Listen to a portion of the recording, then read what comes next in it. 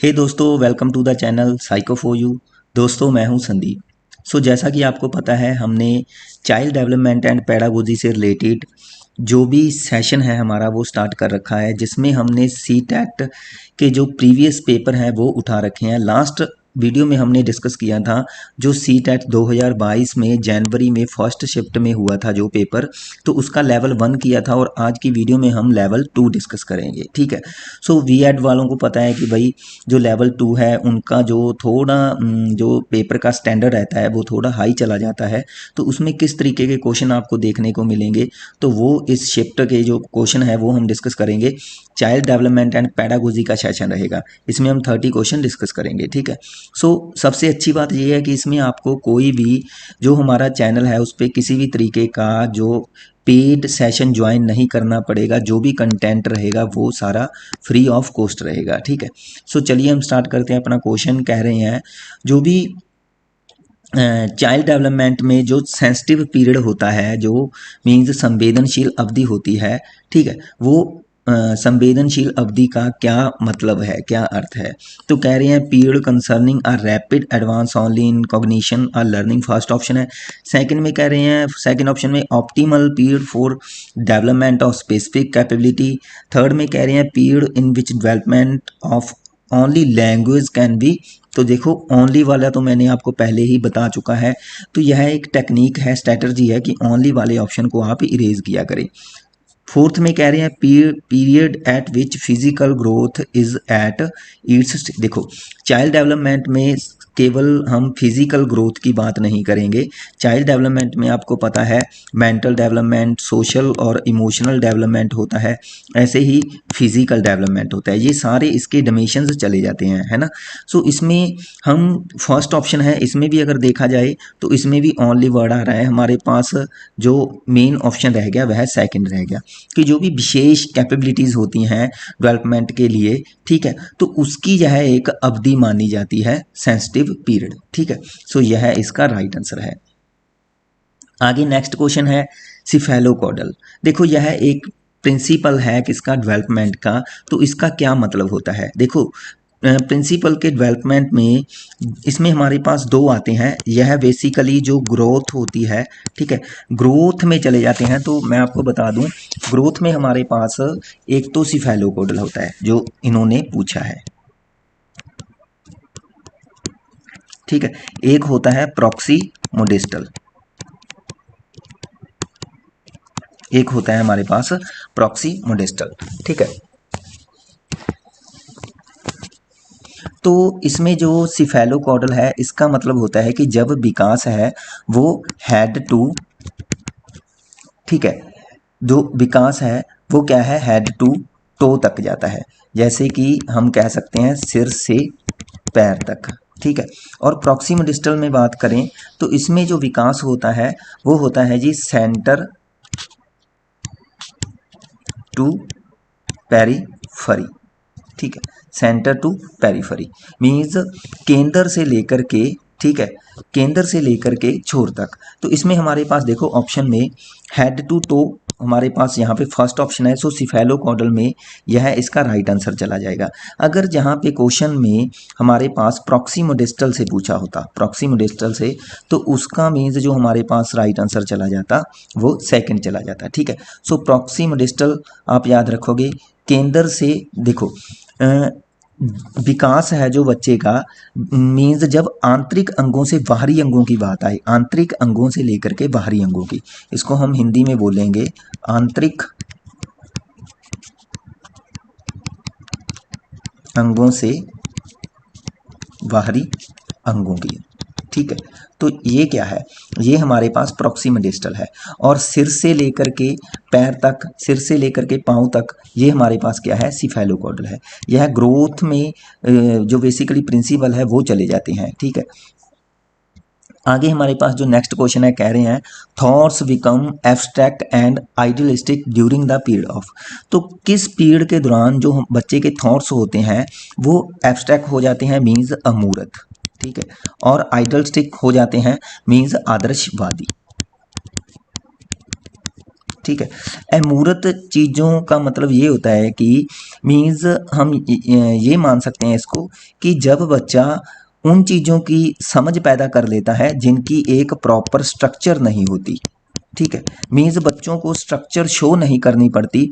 जब बच्चों को किसी चीज़ की स्ट्रक्चर शो करनी पड़ती है तो वो उस टाइम पे वह मूर्त चिंतन का यूज़ करता है, ठीक है। तो जो कि मूर्त चिंतन है वो मिडल चाइल्डहुड की विशेषता है। लेकिन अगर यहाँ पे हम एब्स्ट्रैक्ट और आइडियलिस्टिक जो करेक्टरिस्टिक्स है इसकी बात करें तो यह एडोलसेंस में चले जाते हैं। तो इसका राइट आंसर आएगा हमारे पास किशोरावस्था, ठीक है। अमूर्त वस्तुओं को समझना मीन्स लॉजिक लगाना, लॉजिकल थिंकिंग इसमें पैदा हो जाती है बच्चों की, ठीक है। लॉजिकल थिंकिंग पैदा हो जाती है और वह लॉजिकल थिंकिंग अमूर्त वस्तुओं पर हो जाती है, मीन्स जिनकी प्रॉपर शेप नहीं होती, ठीक है। जिन जिन चीज़ों को फील कर सकते हैं, ठीक है, तो वो उसको हम कह सकते हैं अमूर्त वस्तुएं, ठीक है। सो जो शैशवावस्था है इसमें याद रखोगे बच्चा अपनी सेंसेस का प्रयोग करता है, ठीक है, अपनी ज्ञानेंद्रियों का प्रयोग करता है और इसमें बच्चा नकल वगैरह करता है, दूसरों को कॉपी वगैरह करता है, ये याद रख। और पियाजे के अकॉर्डिंग इसमें ऑब्जेक्ट परमानेंस का गुण आता है, ठीक है। पियाजे के अकॉर्डिंग जो प्रारंभिक बचपन है मीन्स अर्ली चाइल्डहुड, ठीक है, यह 2 से लेकर के 6 वर्ष तक का होता है और शैशवावस्था जो जन्म से लेकर के 2 वर्ष तक की होती है, ठीक है। अर्ली चाइल्डहुड 2 से लेकर के 6 वर्ष तक की होती है।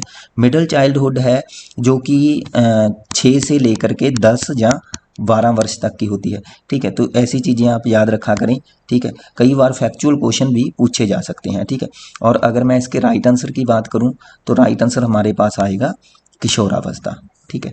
आगे हमारे पास जो नेक्स्ट क्वेश्चन है कह रहे हैं rearranging schemes, linking them with other schemes to create a strongly interconnected cognitive system in Piaget theory is referred to as।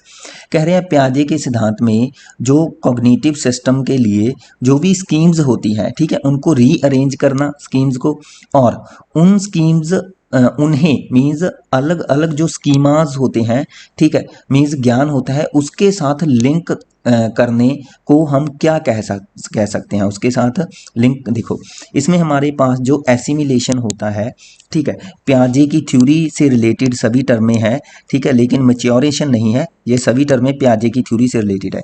इसमें जो हमारे पास एसिमिलेशन होता है, ठीक है, उसकी बात कर लेते हैं। इसका मतलब होता है कि जो प्रीवियस नॉलेज होती है, ठीक है, प्रीवियस नॉलेज उसके साथ जब न्यू नॉलेज को जोड़ते हैं, ठीक है, प्रीवियस नॉलेज और न्यू नॉलेज को जोड़ना, यह एसिमिलेशन होता है। मीन्स जब बच्चा अपने पुराने ज्ञान के आधार पे, जब बच्चा अपने पुराने ज्ञान के आधार पे, ठीक है, नई नॉलेज का निर्माण करता है, ठीक है, मीन्स अपनी एग्जिस्टिंग जो नॉलेज होती है उसी के बेस पे जब वह न्यू नॉलेज को कंस्ट्रक्ट करता है, एसिमिलेशन है। अकमोडेशन की बात करें, अकमोडेशन में का मतलब होता है कि जो भी नॉलेज है, ठीक है, अगर वह किसी प्रॉब्लम, अगर वह किसी प्रॉब्लम को हल करने में हेल्प नहीं करती, हेल्प नहीं करती, कि जो भी नॉलेज है अगर वह किसी प्रॉब्लम को हल करने में हेल्प नहीं करती तो उस नॉलेज को हम क्या करते हैं, चेंज करते हैं। जहाँ बच्चा जो अपनी एग्जिस्टिंग नॉलेज होती है, जहाँ अपनी नॉलेज बना लेता है, तो सम टाइम उसको ये लगता है कि यह कहीं ना कहीं गलत है, तो उस अल्टरनेटिव जो भी थॉट्स होते हैं या नॉलेज होती है, जो स्किल होते हैं, उसको वह चेंज करता है, जहाँ मॉडिफाई करता है, उसमें क्या करता है, मॉडिफिकेशन करता है, ठीक है। तो इसको बोलते हैं अकोमोडेशन। सो मैच्योरिटी तो हम कह सकते हैं कि डेवलपमेंट का एक पहलू है, ठीक है, यह डेवलपमेंट में आता है, डेवलपमेंट के साथ ही यह जुड़ा हुआ है। मीन्स मैच्योरिटी में हम कह सकते हैं कि चेंजेस आते हैं, क्वालिटेटिव चेंजेस भी हो सकते हैं और क्वांटिटेटिव चेंजेस भी हो सकते हैं, ठीक है, मात्रात्मक और गुणात्मक चेंजेस। और मैच्योरिटी के सिद्धांत की बात करें, जो मैच्योरिटी कॉन्सेप्ट है, ठीक है, ये याद रखोगे आप, एर्नोल्ड गैसल ने 1920 में दिया था मैच्योरिटी कॉन्सेप्ट, ठीक है। इसका जो राइट आंसर आएगा हमारे पास वो आएगा ऑर्गेनाइजेशन। ठीक है, उसको हम बोलते हैं ऑर्गेनाइजेशन, कि जो भी हमारी संज्ञानात्मक प्रणाली है उसमें जो भी स्कीम्स होती हैं, ठीक है, उसमें जो भी स्कीमा होता है उसको रीअरेंज करना और उस स्कीमा को मीन्स लिंक करना। ठीक है, तो उसको हम क्या बोलते हैं, ऑर्गेनाइज करते हैं। इसमें चीज़ों को ऑर्गेनाइज किया जा रहा है, जो भी नॉलेज है उसका संगठन किया जा रहा है, निर्माण किया जा रहा है। ठीक है, इजी क्वेश्चन था, पजल होने की ज़रूरत नहीं है। हम सीधे क्या कर सकते थे, मीन्स इरेज भी कर सकते थे। जैसे कि हमें पता है कि समायोजन क्या होता है, अनुकूलन क्या होता है ना, परिपक्वता क्या होता है, तो इसको निकाल के हम सीधा आंसर तक जा सकते थे। आगे क्वेश्चन है हमारे पास, children in dash stage can solve problem mentally but the problem them self have to be related to material and not symbol. ठीक है, देखो मैंने पीछे ही आपको अमूर्त के बारे में समझाया था। अमूर्त में मीन्स जो भी जैसे कि सिंबल होते हैं, ठीक है, जब बच्चा उनको समझने लग जाता है, उनको अंडरस्टैंड करने लग जाता है, तो हम कह सकते हैं कि बच्चा अमूर्त थिंकिंग करने लग जाता है, एब्स्ट्रैक्ट थिंकिंग करने लग जाता है।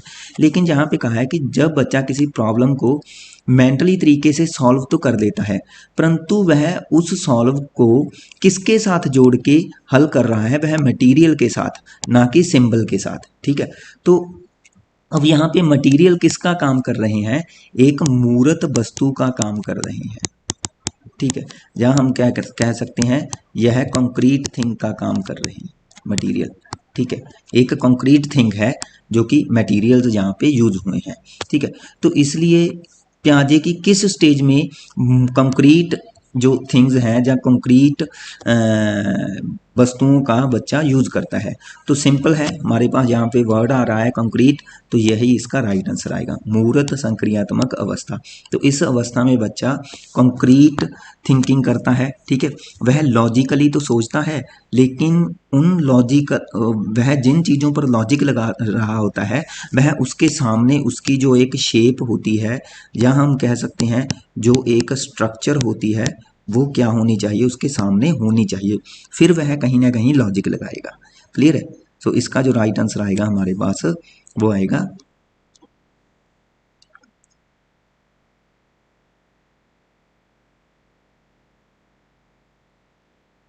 Concrete operational.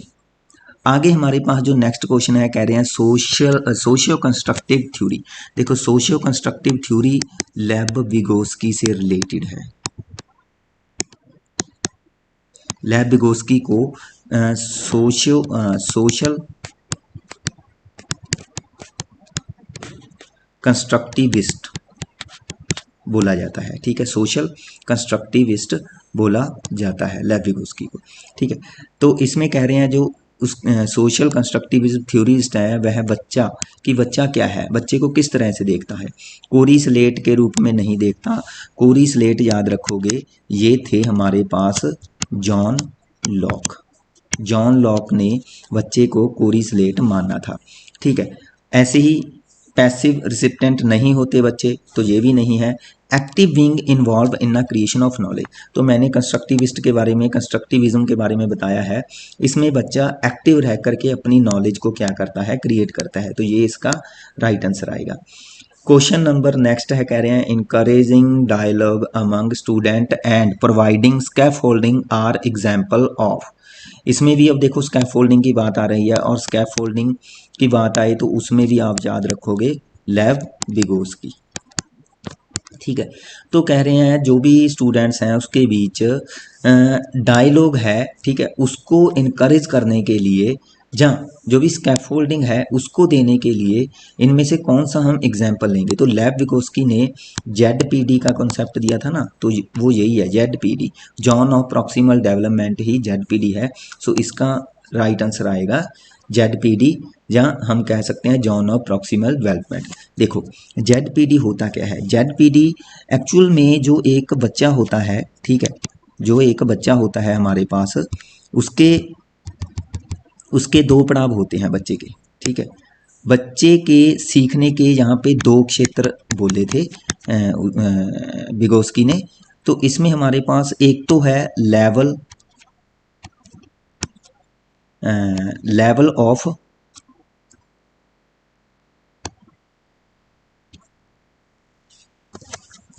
तो इसमें तो जो लेवल होता है बच्चे का वो होता है कि वह स्वयं स्वयं किसी कार्य को कर सकता है।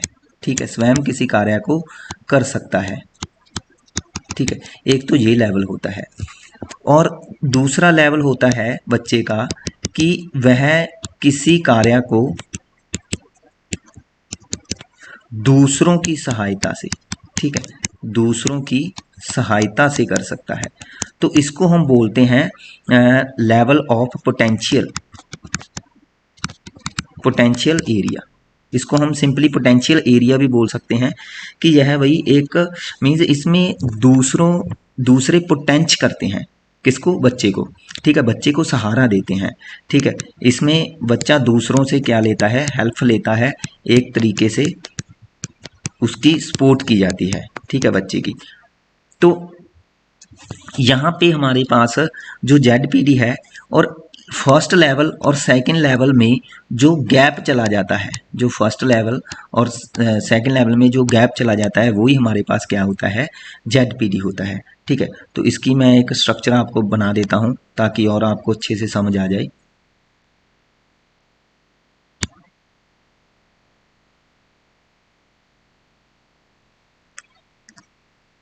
यहाँ पे हम एक स्ट्रक्चर देख लेते हैं। देखो, यहाँ पे हमने एक एरिया डिसाइड कर लिया कि यह वो एरिया है जिसमें बच्चा इंडिविजुअल वर्क कर सकता है। और एक ऐसे ही हमने एक और एरिया डिसाइड कर लिया। ठीक है, इसमें बच्चा दूसरे की सहायता से, ठीक है, दूसरे की सहायता से किसी काम को कर सकता है। ठीक है, और ऐसे ही हमने एक और एरिया डिसाइड कर लिया। ठीक है, अब यहाँ पे देखो, यहाँ पे हम कह सकते हैं कि बच्चे ने इस लेवल तक पहुंचना था, बच्चे ने इस एरिया तक पहुंचना था, लेकिन यहाँ तक तो बच्चा खुद वर्क को कर सकता है। ठीक है, और किसी दूसरे ने सहायता की और उसे यहाँ तक पहुँचाने की कोशिश की, लेकिन बच्चा कहाँ तक पहुँच गया, यहाँ तक पहुँच गया।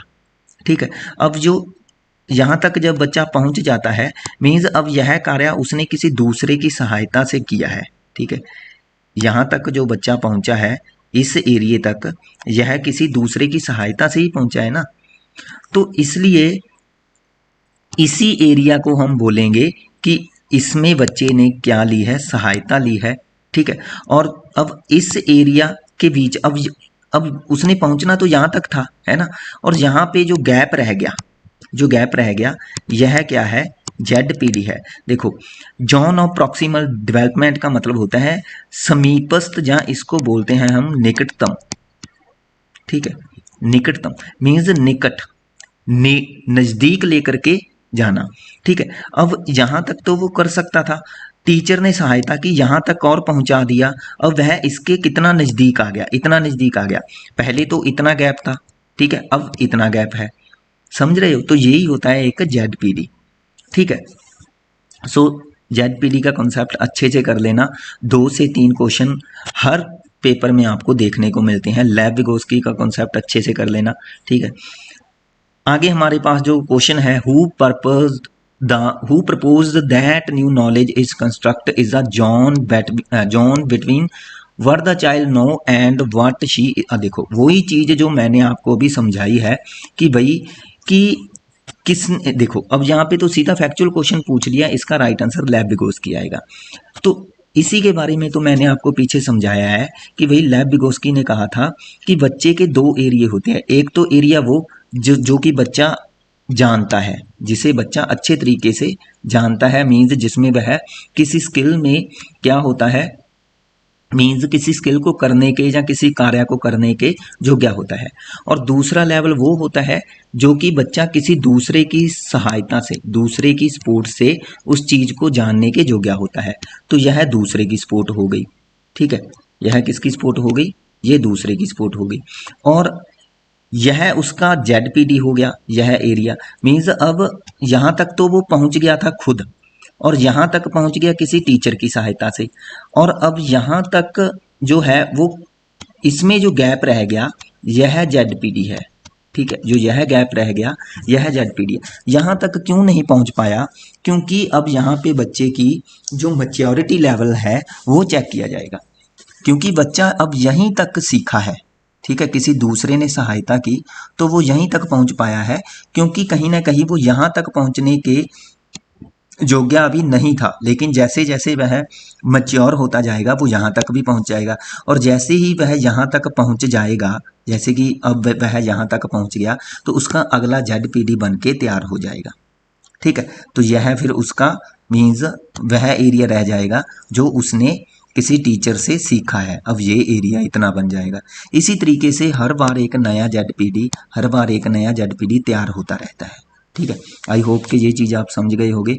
मीन्स 3 क्वेश्चन हमें अब ZPD से रिलेटेड मिल गए, तो इसलिए मैं कह रहा हूँ कि भाई अच्छे से ZPD का कंसेप्ट, लेव विगोस्की की थ्योरी, जो कि इन्होंने इनकी थ्योरी का नाम था सोशल कल्चरल थ्योरी। ठीक है, तो ये आप अच्छे से कर जाना। आगे हमारे पास जो नेक्स्ट क्वेश्चन है, इसमें कह रहे हैं which of these situation is illustrative of child centred classroom. Means कौन सी सिचुएशन, कौन सा ऑप्शन इनमें से इलुस्ट्रेट करता है कि भाई यह चाइल्ड सेंटर्ड क्लासरूम का एग्जाम्पल है। कौन सा ऑप्शन हम यहाँ पे लेंगे। फर्स्ट ऑप्शन में कह रहे हैं a class in which the student are sitting in a group and the teacher takes turn to go to each group. कि एक क्लास जिसमें बच्चे क्या है ग्रुप में बैठे हैं और जो टीचर है वह वहाँ पे बारी बारी क्या है राउंड लगा रहा है। ये हो सकता है, लेकिन आगे देख लेते हैं। Class in which a behaviour of student is govern by the. तो ऐसा नहीं है कि भाई वह क्लास जिसमें कि जो बच्चों का व्यवहार है वह किसके द्वारा क्या चलाया जाता है या कंट्रोल किया जाता है, वह रिवार्ड या पनिशमेंट के द्वारा कंट्रोल किया जाता है, तो ये भी नहीं है। इसमें कह रहे हैं आगे अ क्लास इन विच, तो ये तो नहीं आएगा second. A class in which the teacher dictate the student are asked to memorise the notes, तो ये भी नहीं है कि भाई इसमें जो टीचर है वह क्या है डिक्टेट कर रहा है और बच्चों को कह रहे हैं कि आप नोट्स को क्या किए करें, याद करें, तो ये भी नहीं आएगा। ठीक है, यह भी चाइल्ड सेंटर्ड एजुकेशन का हिस्सा नहीं है। अ class in which the student do watt ever, तो ये भी नहीं है कि भाई बच्चे कुछ भी करते रहें और they want while the teacher watches the silently, कि भाई वह जो चाहे कुछ भी करते रहें और जबकि जो टीचर है उनको चुपचाप देखता रहे, तो ऐसा भी नहीं है। ठीक है, मीन्स हमने अब यहाँ पे जो 3 ऑप्शन है वो निकाल दिए, सो हमारे पास राइट आंसर फिर क्या रह जाएगा, फर्स्ट रह जाएगा। आगे क्वेश्चन है जो कि the idea of ideal reciprocity. देखो रेसिप्रोसिटी होता है एक तरीके से हम कह सकते हैं लेन देन करना। ठीक है, एक तरीके का लेन देन होता है। As exhibited in the golden rule is the key character of which stage of moral development according to. तो कह रहे हैं कि गोल्डन रूल में जो प्रदर्शित आदर्श पारस्परिकता का विचार कोल वर्ग के अनुसार नैतिक विकास के किस चरण। देखो कोल वर्ग से रिलेटेड आया है क्वेश्चन, तो इसमें कह रहे हैं कि जो रेसिप्रोसिटी है, ठीक है, जो कि एग्जिबिटेड होती है as in the golden rule, ठीक है, जो कि गोल्डन रूल से यहाँ पे क्या हो रही है, प्रदर्शित हो रही है, तो यह करैक्टर बच्चे में किस स्टेज में आता है। देखो आपको पता है कि इसमें हमारे पास कोलबर्ग ने 6 स्टेजेस दी थी। फर्स्ट थी ओविडेंस एंड पुनिशमेंट, ठीक है, ये फर्स्ट स्टेज थी। सेकंड स्टेज थी इंडिविजुअल एंड एक्सचेंज, ठीक है, ये, और थर्ड स्टेज थी हमारे पास यहाँ पे good boy and nice girl, ठीक है, नाइस गर्ल। फोर्थ स्टेज थी हमारे पास लॉ एंड ऑर्डर, ठीक है। ऐसे ही फिफ्थ स्टेज आ जाती है हमारे पास सोशल कॉन्ट्रैक्ट की, और जो सिक्स्थ स्टेज है वो हमारे पास आ जाती है यूनिवर्सल एथिकल प्रिंसिपल की, ठीक है। तो ये हमारे पास 6 स्टेजेस आती है, क्लियर है। तो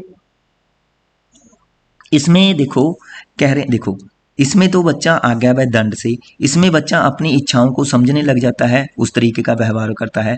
good boy and nice girl जो एक स्टेज है, यह एक ऐसी स्टेज है जिसमें बच्चा क्या है कि अच्छा बनने की कोशिश करता है। तो वह अच्छा कैसे बनता है, इसमें बच्चा मीन्स दूसरों के साथ चीज़ें शेयर करता है, ठीक है। Good boy and nice girl में कि मैंने आपको जैसे कि शार्पनर दे दिया तो आपको मुझे क्या करना पड़ेगा, इरेजर या पेन पेंसिल देना पड़ेगा, है ना। तो इसमें चीज़ों को जब बच्चा शेयर करने लग जाता है अपने दोस्तों के साथ, अपने पीर ग्रुप होता है जो उसका, उसके साथ, तो शेयर करना ही लेन देन होता है और रेसिप्रोसिटी वर्ड का मतलब लेन देन होता है। इसलिए इसका जो राइट आंसर हमारे पास रह जाएगा वह good boy and good girl orientation वाला रह जाएगा, ठीक है। तो ये इसका राइट आंसर है।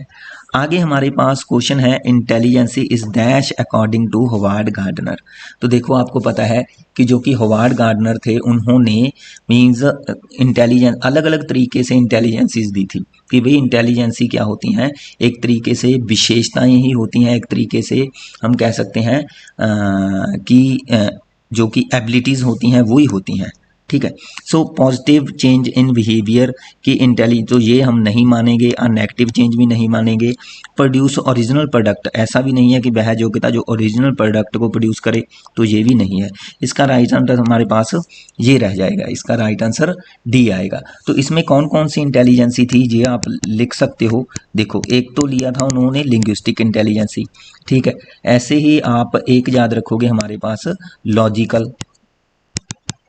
लॉजिकल मैथमेटिकल से रिलेटेड थी ये, लॉजिकल मैथमेटिकल इंटेलिजेंसी। ऐसे ही आप याद रखोगे एक स्पेशल, जिसको स्थानिक बुद्धि बोलते हैं। ऐसे ही हमारे पास थी इंटरपर्सनल, इन्होंने एक इंटरपर्सनल ली थी होवार्ड गार्डनर ने। इंटर के साथ साथ इंट्रापर्सनल, ठीक है।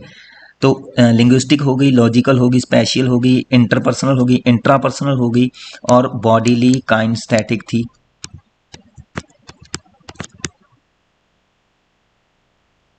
ओके, ऐसे ही म्यूजिकल थी। बाद में इन्होंने मॉडिफिकेशन की थी, म्यूजिकल के साथ साथ एक और ऐड कर दी थी, नेचरलिस्टिक, ठीक है। और एक और थी आस्तीतव, आस्तीतव, इसको बोलते हैं एग्जिस्टेंशियल इंटेलिजेंसी, ठीक है, कि जो चीज़ें एग्जिस्ट करती हैं या नहीं उसके बारे में सोचना। तो इस तरीके से पहले इन्होंने ये इंटेलिजेंसी ली थी 7, ठीक है, first second third fourth fifth sixth and seventh. तो ये 7 इंटेलिजेंसी इन्होंने बताई थी, ये आप अपनी कॉपी पे नोट कर देना। आगे हमारे पास क्वेश्चन है एजुकेशन, हाँ देखो इसमें असर्शन और रीजन से रिलेटेड है। कह रहे हैं teacher should follow standardised curriculum pedagogy and method of assessment के लिए जो टीचर हैं उसको फॉलो करना चाहिए कि स्टैंडर्डाइज करिकुलम या पैडागोजी और जो कि मेथड है असेसमेंट के वो फॉलो करने चाहिए। तो ये तो बात बिल्कुल सही है। कह रहे हैं education system should ignore and dismiss individual differences. तो ऐसा नहीं है कि बच्चों में जो इंडिविजुअल डिफरेंसेस होते हैं उसको जो एजुकेशन सिस्टम है उसको क्या करना चाहिए, इग्नोर एंड डिसमिस करने चाहिए। तो ये जो रीज़न है यह बिल्कुल गलत है, ठीक है। तो इसमें हमारे पास ए एंड बी ट्रू आ रहा है, तो रीज़न तो गलत है, तो इसलिए फर्स्ट निकल जाएगा, इसमें भी सेकंड निकल जाएगा। कह रहे हैं ए सही है, तो ए तो हमारे पास सही है और आर हमारे पास गलत है, रीज़न हमारे पास गलत है। असर्शन हमारे पास सही है और रीज़न हमारे पास गलत है, तो राइट आंसर हमारे पास ये रह जाएगा। दोनों गलत नहीं है, ये चीज़ सही है, ठीक है, जो असर्शन है वो सही है, इसलिए राइट आंसर थर्ड हो जाएगा। वैसे तो इजी क्वेश्चन था लेकिन थोड़ा इस चीज़ में थोड़ा टाइम लग सकता है, मीन्स यह इस तरीके का क्वेश्चन है जो लगभग मीन्स 30 सेकेंड ले सकता है। Encouraging girls to take up language and arts discourage them to take up mathematics and science is an example हो। कह रहे हैं कि जो गर्ल्स होती हैं उनकी जो लैंग्वेज है या भाषा है और उसकी जो आर्ट है, ठीक है, उसको लड़कियों को इस चीज़ को तो अपनाने के लिए बोला जाए कि आप लैंग्वेजेस या आर्ट्स को तो अपनाओ, ठीक है, और जो मैथमेटिक्स है इसको मीन्स लेने के लिए डिस्करेज किया जाए, कि इसको क्या किया जाए, डिस्करेज किया जाए, मीन्स हतोत्साहित किया जाए, कि उसको कहा जाए कि आपने मैथमेटिक्स वगैरह या साइंस वगैरह नहीं रखना है ना। तो ये चीज़ें किसका एग्जाम्पल है, तो देखो जेंडर इक्विटी में तो यह आता नहीं है, कि उन्हें समानता दी, कोई ऐसा नहीं है कि भाई जो लड़कियां हैं वह लैंग्वेज एंड आर्ट्स जैसे रिलेटेड ही सब्जेक्ट चूज कर सकती हैं, वह मैथमेटिक्स या साइंस क्यों नहीं ले सकती। तो इसमें इक्विटी तो आ नहीं रहा है। जेंडर कॉन्सिटेंसी है, जो जेंडर कॉन्सिटेंसी वह एक कॉन्सेप्ट है जी, जो कि किसने दिया था, कोलबर्ग ने दिया था। ठीक है, जेंडर कॉन्सिटेंसी ये मैं आपको बता दूंगा अभी, लेकिन इसका राइट आंसर है हमारे पास जेंडर डिस्क्रिमिनेशन। इसमें अगर आपको ऑप्शन जेंडर बायस्ड भी मिल जाता तो वो भी हमारे पास सही था। ठीक है, वो भी सही था, जेंडर बायस्ड भी यहाँ पे हो सकता था, वो भी एक तरीके का भेदभाव ही होता है। ठीक है, अब मैं आपको जेंडर कॉन्सिटेंसी के बारे में थोड़ा बता देता हूँ। इसमें 3 स्टेज याद रखोगे, जेंडर आइडेंटिटी, ठीक है, और जेंडर स्टेबिलिटी और जेंडर कंसिस्टेंसी। ओके, ये 3 स्टेजेस आप याद रखोगे, इसमें बच्चा पहचान कर लेता है। स्टेबिलिटी में उसे लगता है कि जो जेंडर है वह मीन्स जो जेंडर है वह एक तरीके से कह सकते हैं हम हेरिडिटी में नहीं आता, वह सिचुएशन के हिसाब से चेंज हो सकता है। इसमें ये लगता है बच्चे को कि जेंडर सिचुएशन के हिसाब से चेंज हो सकता है, कि टाइम टू टाइम ये चीज़ें चेंज भी हो सकती है। अगर वह लड़का है तो वह लड़की भी बन सकता है, अगर वह बड़े बाल कर ले या वह लड़कियों जैसे कपड़े पहन ले तो वह लड़की भी बन सकता है। ठीक है, कि यह एक जन्मजात नहीं है। तो ये उसमें एक मीन्स थिंकिंग होती है बच्चे की, तो यह जेंडर स्टेबिलिटी की स्टेज होती है। लेकिन धीरे धीरे जैसे ही बच्चे को समझ आ जाता है कि जेंडर एक जन्मजात गुण है ना, जो लड़का है वह हमेशा ही लड़का रहेगा, जो लड़की है वह हमेशा लड़की ही रहेगी, है ना। तो जब ये चीज़ें समझ आता है तो फिर वह जेंडर कंसिस्टेंसी की स्टेज में चला जाता है।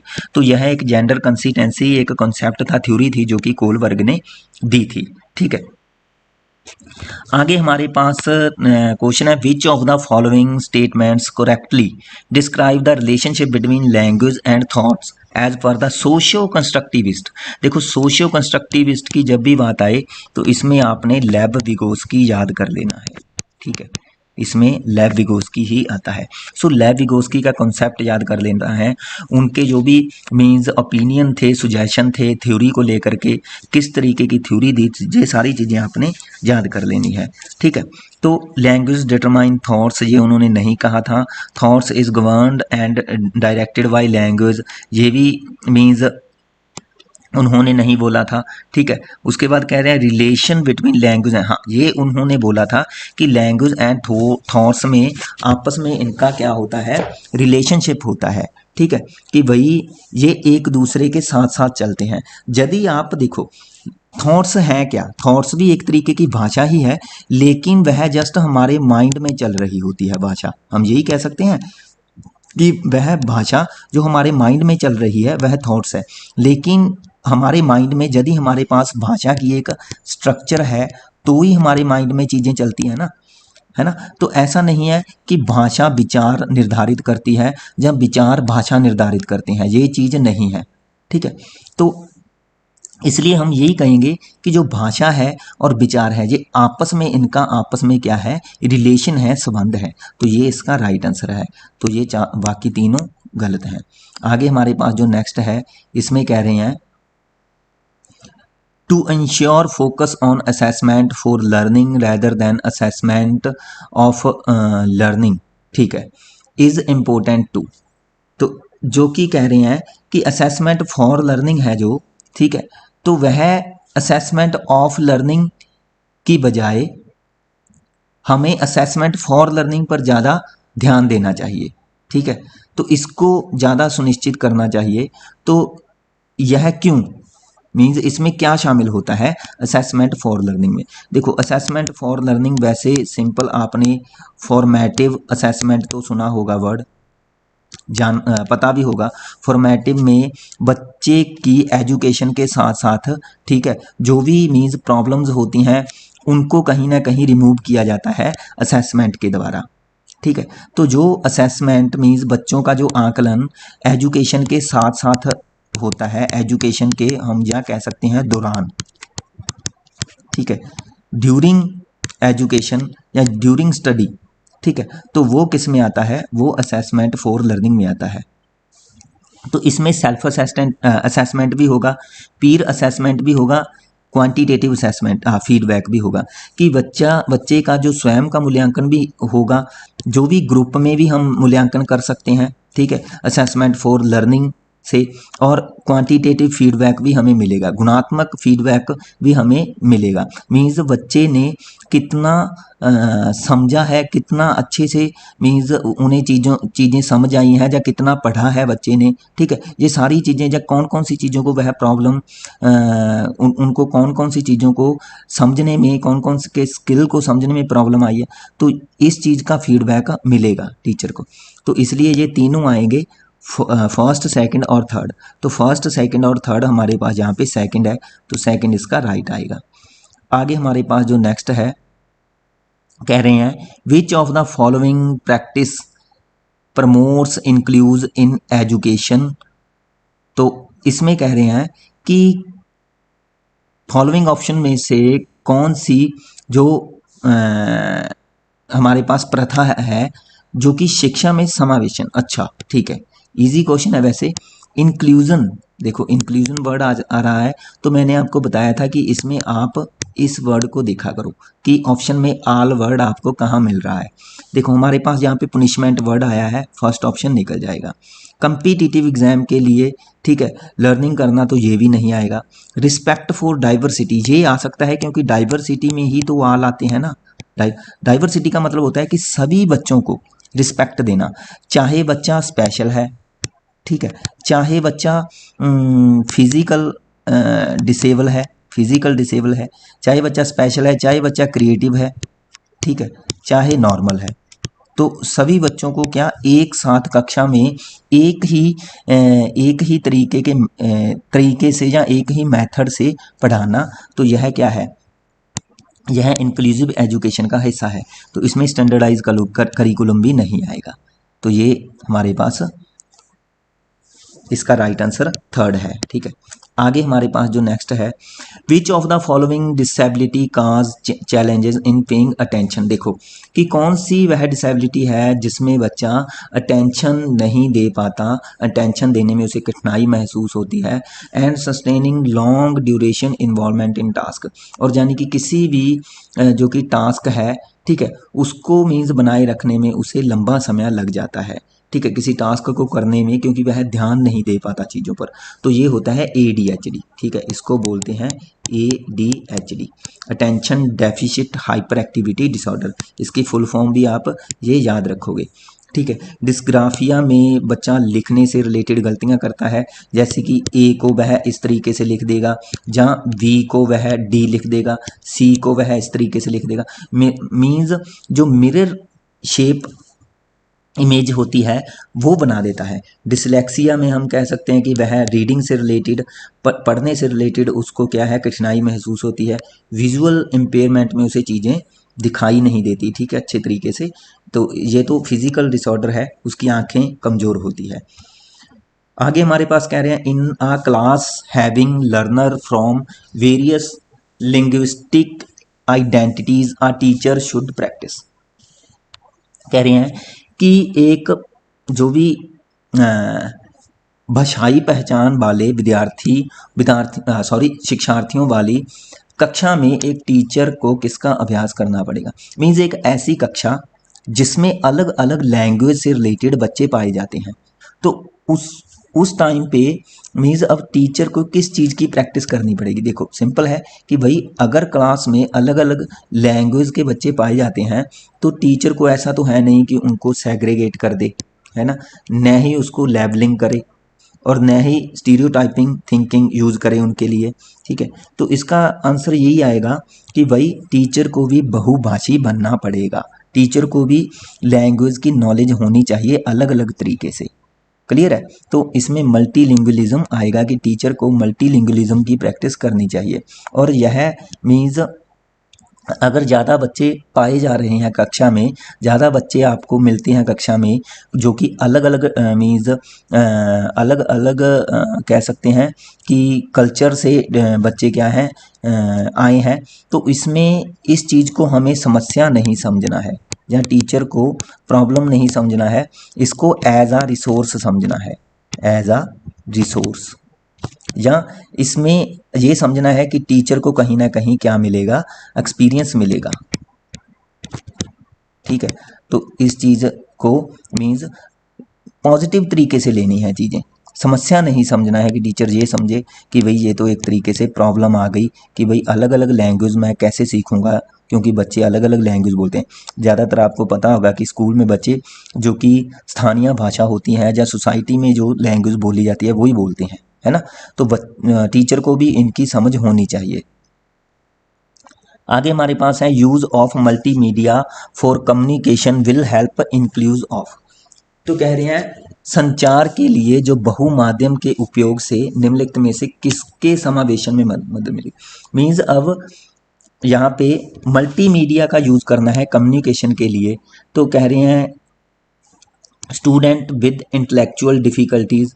ठीक है, कि वही जो स्टूडेंट्स की जो कि इंटेलेक्चुअल डिफ़िकल्टीज़ हैं, ठीक है, उसको मीन्स कहीं ना कहीं क्या किया जाएगा, समाप्त कर सकते हैं, ख़त्म कर सकते हैं, उनको कहीं ना कहीं पहचान सकते हैं। ठीक है, आगे हमारे पास कह रहे हैं कि आगे है स्टूडेंट्स विद गिफ्टेडनेस, कि जो कि प्रतिभाशाली छात्र हैं, ठीक है, उनको मदद मिलेगी। आगे कह रहे हैं स्टूडेंट विद ऑटिज्म, कि इनको मदद मिलेगी। और आगे कह रहे हैं स्टूडेंट विद हाँ, तो वही देखा जाए तो जो भी मल्टीमीडिया फॉर कम्युनिकेशन है, ठीक है, मीन्स कम्युनिकेशन के लिए अलग अलग हम जो मल्टीमीडिया यूज करते हैं, अलग अलग साधन यूज कर रहे हैं, तो इस मीन्स इसमें तो सिंपल है ना कि भाई सभी को हेल्प मिलेगी, है ना। तो इसका जो राइट आंसर आएगा वो हमारे पास फोर्थ ही आएगा। ओके, इसमें सभी को हेल्प मिलेगी कि जो भी अलग अलग साधन है हम कक्षा में यूज कर रहे हैं बच्चे को कम्युनिकेट करने के लिए। ओके, आगे जो हमारे पास जो नेक्स्ट है, कहने विच of the following is correctly matched pair of appropriate accommodation strategy for inclusion of student with specific disability. कह रहे हैं फॉलोइंग ऑप्शन में से कौन सा जो ऑप्शन है वह जो हमारे पास स्पेसिफिक जो डिसेबिलिटी है, ठीक है, तो उससे संबंधित जो बच्चे हैं उनके इंक्लूजन के लिए, ठीक है, उनके इंक्लूजन के लिए कौन सा जुगम जो हमारे पास सही होगा, ठीक है, कौन सा पेयर जो हमारे पास एप्रोप्रिएट होगा। देखो डिस्कैलकुलिया में कैलकुलेशन से संबंधित उनको प्रॉब्लम हो सकती है, तो लेकिन इसमें कहा है कैलकुलेटर का यूज़ न करना, तो ये चीज़ नहीं आती, ठीक है, ये चीज़ नहीं आती। हाँ, अगर इसमें लिखा होता ना कि बच्चे फेस करते हैं प्रॉब्लम को, जहाँ बच्चे फेस करते हैं प्रॉब्लम को कैलकुलेशन करने में, फिर वह सही होता है, इसलिए यह जोड़ा तो हो गया गलत। आगे हमारे पास डिसलेक्सिया है, उसमें रीडिंग डिसऑर्डर होता है, तो यह भी क्या हो गया, गलत हो गया। विजुअल इम्पेयरमेंट में प्रोवाइडिंग रीडिंग टू टेक्स्ट, हाँ ये सही हो सकता है, ये सही हो सकता है कि भाई उन्हें किसी लेसन को पढ़ने के लिए सॉफ्टवेयर देना, है ना, सॉफ्टवेयर प्रोवाइड करना ताकि वह लेसन को, क्योंकि उन्हें दिखाई नहीं दे रहा, तो ये हो सकता है भाई, ये जोड़ा सही हो सकता है। ऑटिज्म में कह रहे हैं इंक्रीजिंग विजुअल ओवरलोड, तो ये भी नहीं है ऑटिज्म में। ऑटिज्म का मतलब होता है कि उसे बोलने से रिलेटेड, ठीक है, कम्युनिकेशन करने से रिलेटेड क्या होती है, कठिनाई होती है। ओके, तो ये भी गलत है, तो third is the right answer. Question next है which of the following does not facilitate student thinking. भाई कौन सा जो ऑप्शन है वह स्टूडेंट्स की जो थिंकिंग होती है उसको फैसिलिटेट नहीं करता, ठीक है, नॉट को ध्यान से देख लें, फैसिलिटेट नहीं करता। अगर बच्चे एक्टिव हैं तो फिर तो उसकी थिंकिंग को क्या होगा, फैसिलिटेट होगी, मीन्स उनकी थिंकिंग में इम्प्रूवमेंट होगी। मीनिंगफुल एक्टिविटी, ये भी सही है। पैसिव लिसनिंग, ये कहीं ना कहीं हो सकता है। और सोशल पार्टिसिपेशन भी अगर बच्चा करेगा तो थिंकिंग में इम्प्रूवमेंट आएगी, है ना। सो पैसिव लिसनिंग में हम कह सकते हैं कि भाई यह जो कि फैसिलिटेट है या इफ़ेक्टिव नहीं है, ठीक है, स्टूडेंट की थिंकिंग के लिए, तो इसका जो राइट आंसर है ये आ जाएगा। Dash opportunity of hands on activity is likely to dash learning among student, कि बच्चों में जो करके सीखने वाली एक्टिविटी होती है, हैंड्स ऑन एक्टिविटी होती है, तो उस एक्टिविटी के डैश से जो कि स्टूडेंट्स हैं उसके लर्निंग को डैश की संभावना होगी। ठीक है, तो इसमें हम कह सकते हैं, देखो अवॉइडिंग करेंगे तो फिर इम्प्रूवमेंट होगी नहीं, तो ये काट दो। हाँ, अगर हम हैंड्स ऑन एक्टिविटी को फैसिलिटेट करेंगे तो फिर इम्प्रूव होगी, तो ये सही हो सकता है। ठीक है, प्रेजेंट हम कर सकते हैं लेकिन इसमें स्टैग्नेट नहीं आएगा, है ना, तो ये रोकना होता है, इसका मतलब बाधा होती है, तो ये भी कहीं ना कहीं निकल जाएगा। प्रिवेंटिंग में क्या हो गया, रोकना आ गया, तो ये भी नहीं आएगा, इसलिए हम इसका राइट आंसर सेकंड लेंगे। क्वेश्चन नेक्स्ट है, which of the following correct in context of learning, कि निम्नलिखित में से कौन सा जो ऑप्शन है वह सही है सीखने में। ठीक है, लर्निंग में कौन सा ऑप्शन सही है। Student learn best when they participate in activity that they are related to their context, ये बिल्कुल सही बात लग रही है मुझे कि भाई स्टूडेंट क्या है, यदि वह उस चीज़ में जो कि उसके कॉन्टेक्स्ट से रिलेटेड है, ठीक है, उसमें वह पार्टिसिपेट करेंगे तो वह एक्टिव रह करके अच्छे से सीखेंगे, तो ये बात बिल्कुल सही है। Student learn best they participate that they are not related आ गया, तो ये गलत है। Student learn best when they participate meaningless activity करेंगे तो फिर वह कहाँ से सीख पाएंगे, ये भी गलत है। Student learn best when they participate mechanical activity भी नहीं आएगी, ये भी गलत है, इसका राइट आंसर फर्स्ट आएगा। क्वेश्चन नेक्स्ट है, कह रहे हैं while introducing a new topic a teacher should ask question, कि एक नया टॉपिक आप उनको इंट्रोड्यूस करना चाहते हैं बच्चों को, तो आप किस तरीके से टीचर को क्वेश्चन पूछने चाहिए। Are from the domains completely unfamiliar question हम नहीं पूछेंगे, मीन्स हम पढ़ा कुछ और रहे हैं पूछ कुछ और रहे हैं, तो ऐसा नहीं है, ये निकल जाएगा। Are much beyond their cognitive ability, कि आप जो कि उसकी कॉग्निटिव एबिलिटी है उससे मीन्स काफ़ी परे के क्वेश्चन पूछोगे, बियॉन्ड, है ना, तो ये भी नहीं आएगा कि आप मीन्स उनका माइंड लेवल कम है, उनका माइंड लेवल इतना है और आप इस तरीके से मीन्स हायर लेवल के, जहाँ एक हम कह सकते हैं डिफ़िकल्टी लेवल के क्वेश्चन पूछ रहे हो, तो ये भी नहीं आएगा। Has not relation with the topic, तो ये भी नहीं आएगा कि आप उस तरीके के क्वेश्चन पूछोगे जो कि टॉपिक के साथ रिलेट ही ना करते हो, है ना, तो ऐसे आगे हमारे पास है relates to the topic to be study with what student already know, तो ऐसे क्वेश्चन पूछोगे जो कि टॉपिक के साथ रिलेट करते हो, ठीक है, और जो भी बच्चे थोड़ा पहले उसके बारे में जानते हो, मीन्स बच्चों के पास जो प्रीवियस नॉलेज है उस टॉपिक से रिलेटेड वो थोड़ी बहुत हो, उस तरीके के क्वेश्चन आप पूछोगे, तो ये इसका राइट आएगा। क्वेश्चन नेक्स्ट है social cultural context of student, तो सोशल कल्चरल कॉन्टेक्स्ट है स्टूडेंट का, तो वह आपको पता है कि ऐसा तो नहीं है कि मिनिमल रोल होता है, नो रोल भी नहीं है, ठीक है, प्ले अ सिग्निफिकेंट रोल, तो सिग्निफिकेंट रोल पैदा करेगा उसकी लर्निंग प्रोसेस में, सीखने की प्रक्रिया में, तो ये बात बिल्कुल सही है, इग्नोर वाला भी नहीं आएगा। क्वेश्चन नेक्स्ट है a teacher intends to facilitate reflective skill among her student they can be done by, कि एक टीचर का जो कि यह मानना है कि अपने छात्रों के बीच, वह अपने स्टूडेंट के बीच जो रिफ्लेक्टिव स्किल है उसको मीन्स क्या करना चाहती है, रिफ्लेक्टिव स्किल को फैसिलिटेट करना चाहता है एक टीचर, तो इसके लिए उसे क्या करना पड़ेगा। Asking student to copy the content written on board, तो ऐसा नहीं है कि बच्चों को बोला जाए कि भाई जो भी बोर्ड पर लिखा है उसको कॉपी कर लो। इनकरेजिंग स्टूडेंट, हाँ ये हो सकता है कि स्टूडेंट को इनकरेज करना to ask them self question about their understanding, कि भाई अपनी ही समझ के बारे में आप क्या करें, क्वेश्चन पूछें, ठीक है, तो ये हो सकता है।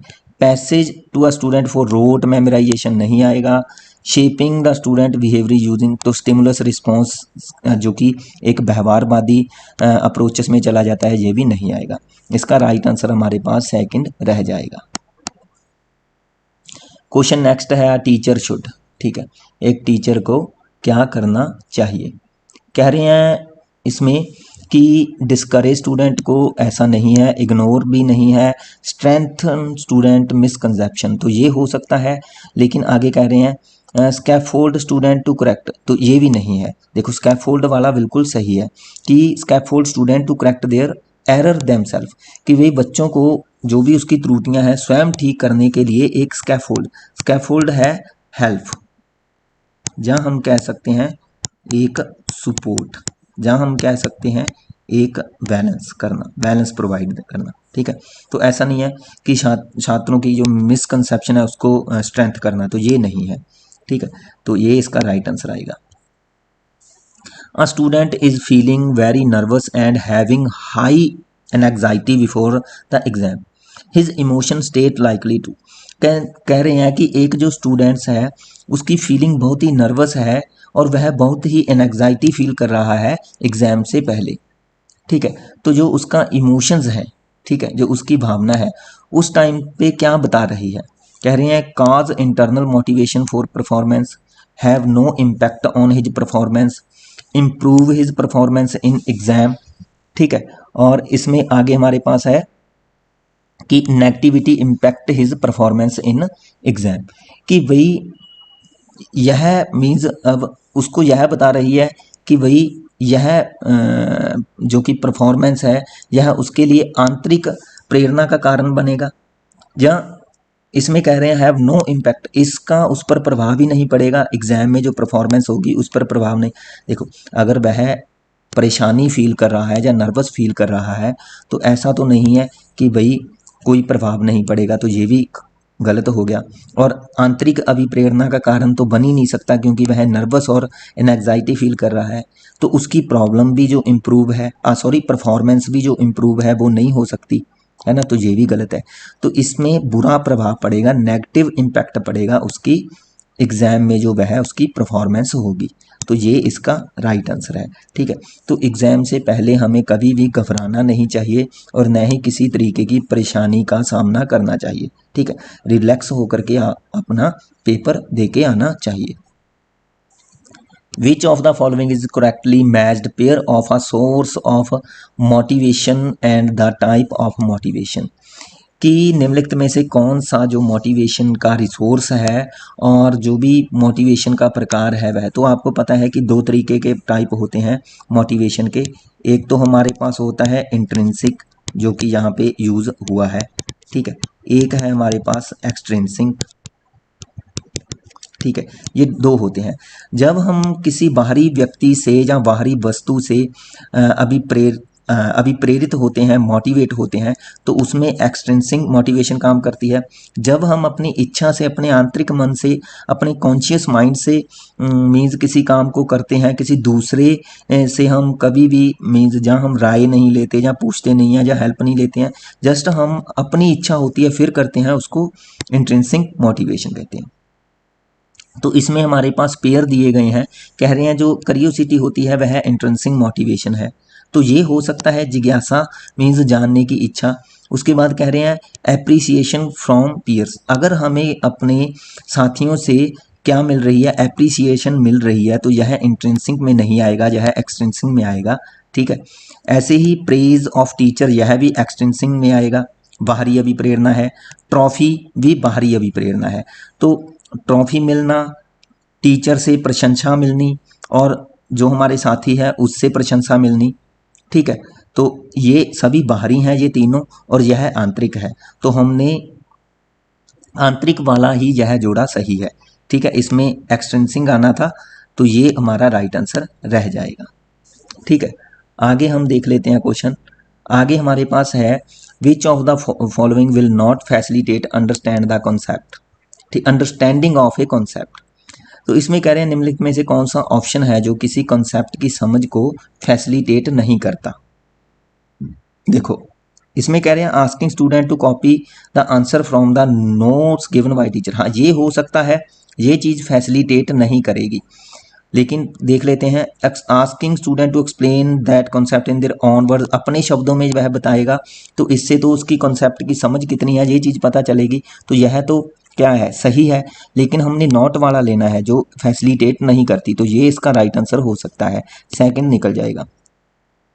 Asking student to frame principle from specific, तो ये भी हो सकता है। Asking student to generate analogies between different condition, तो ये भी होगा। इसलिए जो होंगे उसको हमने निकालना है, क्योंकि हमने नॉट से रिलेटेड देखना है, तो यह इसका राइट आंसर आ जाएगा। ठीक है, आगे हमारे पास जो नेक्स्ट है तो लगभग हमारे 30 क्वेश्चन कंप्लीट हो गए हैं। सो गाइज यह वीडियो थी। अगर वीडियो आपको अच्छी लगे तो प्लीज़ लाइक करें, चैनल को सब्सक्राइब करें, वीडियो को जरूर लाइक करें, वीडियो को अच्छे अच्छे कमेंट दें और अपने जो भी फ्रेंड सर्कल है उसके साथ शेयर करें। अगर आप सी टेट की अच्छे से तैयारी करना चाहते हो, अगर आप 30 में से 30 नंबर लेना चाहते हो तो प्लीज़ वीडियो को ज़रूर देखें। इसमें आपको जो क्वेश्चन को मीन्स पिक करने की, क्वेश्चन में राइट आंसर फाइंड करने की जो स्ट्रैटेजी है वो मिलेगी। क्लियर है? तो आगे हम मिलेंगे एक नई वीडियो के साथ।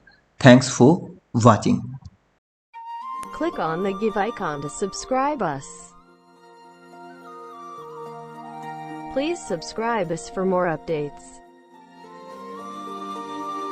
Click on the give icon to subscribe us. Please subscribe us for more updates.